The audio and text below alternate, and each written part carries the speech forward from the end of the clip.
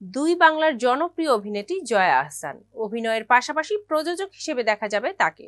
দেবী সিনেমার মধ্য দিয়ে প্রযোজনা শুরু করেন এই অভিনেত্রী। এরপর 2020-21 অর্থ বছরে রোহিত সিনেমা তৈরির ঘোষণা দেন। সিনেমা নির্মাণের জন্য তিনি 60 লাখ টাকার সরকারি অনুদান পেয়েছিলেন। সিনেমাটি পরিচালনা করবেন হাওয়া খ্যাত নির্মাতা মেজবাউর রহমান সুমন।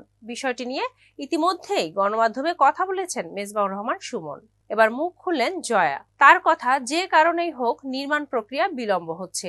সুমনকে বারবার তাগাদা দিয়েছি। এদিকে অনুদানের অর্থ নিয়ে সিনেমা নির্মাণ বা না করা আমার কাছে অশোভন মনে হয়েছে, তাই টাকা ফেরত দিয়েছি। অনুদানের টাকা ফেরত দেওয়া প্রসঙ্গে ইতিমধ্যে সুমন বলেছেন, কাস্টিং ও লোকেশন ঠিক করা, আমার নিজের ব্যস্ততা, সব মিলিয়ে কাজটি শুরু করতে দেরি হচ্ছে। আমরা আরো 2 বছর আগে অনুদান পেয়েছি। এতদিনে সিনেমাটি জমা দেওয়ার সময়ও শেষ হয়ে গেছে।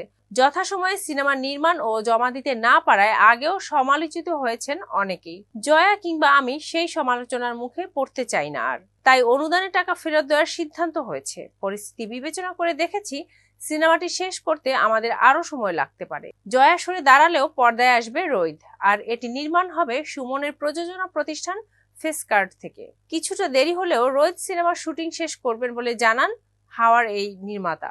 জানা গেছে, চলচ্চিত্র শিল্পে মেধা ও সৃজনশীলতাকে উৎসাহিত করার লক্ষ্যে প্রতি বছর সরকারি অনুদান করা হয়। 238টি আবেদন যাচাই বাছাই শেষে 2020-21 অর্থ বছরে মোট 20টি পূর্ণদৈর্ঘ্য চলচ্চিত্রে অনুদান দেওয়া হয়। প্রায় 13 কোটি টাকা এসব সিনেমায় বরাদ্দ দেওয়া হয়।